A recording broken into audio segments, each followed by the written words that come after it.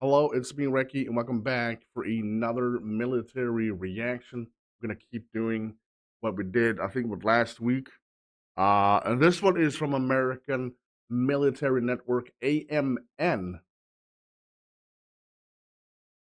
I don't think I've heard. I'm gonna hit subscribe because the video is something that I would love to watch. It says, "What did SEAL Team 6 do when the Taliban took an American doctor hostage?" And I really don't think they went so good for the Taliban's, but I'm gonna enjoy every second of this. SEAL Team 6 people, we know all what they did. If you want to check it out by yourself, you find the link for American Military Network AMN, and the video will be located right down there in my description. Go there and give them the support that they so much deserve. And of course, if you did enjoy this, don't forget to hit the like and that subscribe. I would greatly appreciate that. And here we go. 6 minutes. Holy shit, it didn't take that long, right? Just imagine doing a video of how they did it. It just took them 2 minutes. Yeah, I'm gonna stretch that out to at least six. Target! Jesus Christ! Target! Do you want to talk about what he was doing? He was doing a hostage rescue for Dr. Dilb Joseph in Afghanistan. You figure that you only have two choices here. You're either going to die or you're going to somehow miraculously be released. Dr. Dilip Joseph, medical director of a nonprofit, embarked on 10 missions to Afghanistan starting in 2008. Dedicated to training Afghan healthcare workers, he focused on providing aid to remote rural villages. But in 2012, his journey took a harrowing turn while returning from a village where he had been caring for children. And we saw this one gunman pop up from a bush on the side of the road. And as soon as he stopped us, there were two guys coming down from the mountain right in front of us, and one guy surrounded us from the back. So we were essentially surrounded by these guys. But yeah, as soon as that happened, I realized it was just a matter of minutes before they shoot and kill us. The Taliban forced him to hike at gunpoint, demanding a $300,000 ransom. But then we were taken to a very remote area down the valley, away from the mountains. The mission that night was a hostage rescue mission. So to us, that is a no-fail mission. Our objective, our goal is to bring back... What did he say? No fail mission? Away from the mountains. The mission that night was a hostage rescue mission. So to us, that is a no-fail mission.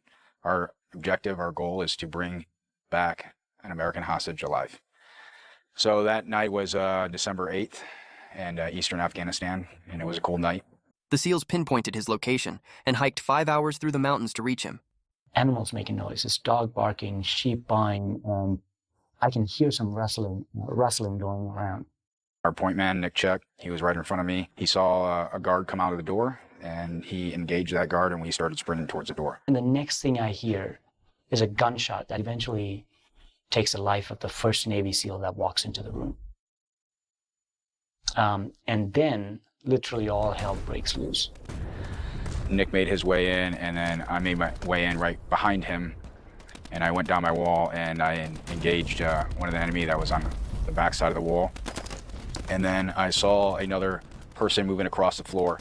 So by the time I got to him, he was on his back, and I was able to get down on top of him and straddle him, hit him down with my knees, and I had to adjust my night vision to try to get some facial recognition. At the same time this is happening, calling out, trying to find the location of the American hostage. I hear multiple conversations, all shouting. Then I realize, wait a second, all these guys are talking in English. I'm the only guy in the room who can speak English.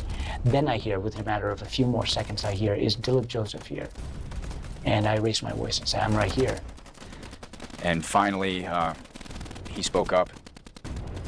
And it was at that time that I engaged the person I was on top of and jumped off the guy I was on and onto the doctor, who was about 3 or 4, maybe 5 feet away from me to my right. And the reason I did that is because I'm wearing body armor, so I want to protect him from any other potential threats in the room. And again, within a matter of a few seconds, I have this one guy laying on top of me. Then I hear these muffled gunshots going all around me. Anyone who's been in combat knows that in those moments you either react or you get killed. When I did that, there was a guy who was right behind him within arm's reach. who was armed, and I was able to pin that guy to the wall by his throat while I'm like kind of holding the doctor and waiting for my teammates to come in and take care of that threat that was right next to us. Once that was done, I still laid on top of him. I kept asking him, like, hey, can you walk? And is there anything medically wrong with you? Because once our goal is to bring this guy back alive. The SEALs secured the compound and evacuated the doctor. I think as soon as I was sandwiched between these two SEALs and walked out of the compound, just to wait in the front yard, that's when I realized, wow, I'm rescued. I'm safe. And once we got outside, I noticed that our medics were working on Nick. And, being a medic myself, I passed off American hostage off to our other teammates, and I went over to work on Nick, and we did resuscitative efforts on him all the way till the hospital. Tragically, Petty Officer Czech succumbed to his wounds. His extraordinary heroism and ultimate sacrifice were recognized with the Navy Cross. They got the hostage. That's why you sign. That's why you go there, is to do that mission only. And to know that you gave your last breath trying to save another human. That's exactly who he is. So it was an honor to know him. But fuck, man, I did not want him to go.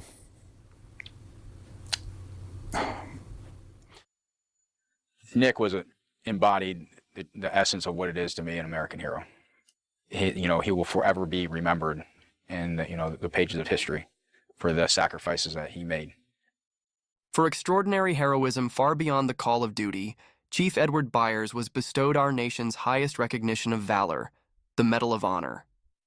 So my initial reaction to it was, that I felt very honored and very humbled, because now I'm going to be a representative for the Navy and Naval Special Warfare community. And there's a weight that carries with it. And that weight is the sacrifices that everybody has made within this community. Guys like Nick Czech and all of our other brothers who have fallen. It's an affirmation, once again, of the job that we do, and an appreciation for the job that we do.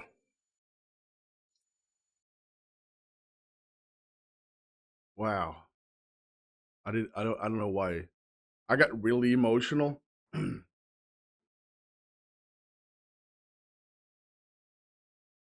The dedication, the sacrifice. It's just overwhelming. It's just complete overwhelming. And I think that I say this every time I watch one of these videos. I say this every time. If that was a Swedish doctor, he would not be saved by the Swedish special forces, anything like that. They would never do that. They would never in a million years do that. They will try to negotiate. They will try to speak to the leader. They will send down diplomats, try to negotiate. And if the ransom was 300,000, I'm pretty sure they would do it in the utmost not to pay. But in the end, I'm pretty sure that they would pay. Is this a good thing? Yes, it's a good thing, because we want the Swedish doctor home alive. I mean, there was 2 guys that was captured crossing a border to Somalia, I think. I think they were in jail for like 2 years or something. Come on, 2 years? This guy was in kidnapped for 48 hours or something like that. Not even in a freaking week.